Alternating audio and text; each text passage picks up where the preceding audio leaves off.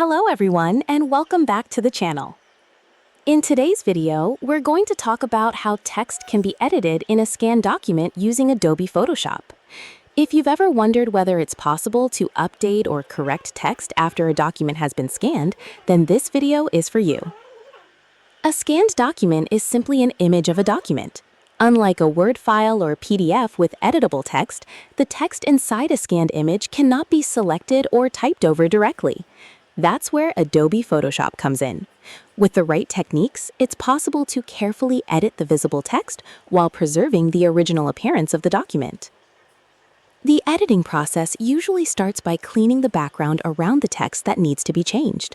After that, matching the correct font, font size, text color, spacing, and alignment is very important.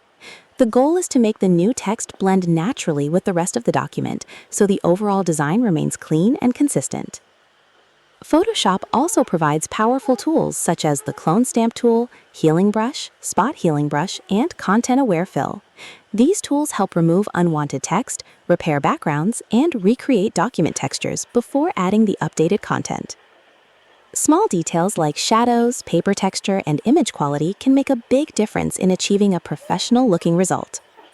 Scanned document text editing can be useful for legitimate purposes, such as correcting spelling mistakes, fixing formatting issues, updating non-sensitive information in documents you own or have permission to edit, restoring damaged documents, or preparing educational examples and mock-ups. However, it's important to use these techniques responsibly. Always make sure you have the legal right or permission to edit any document.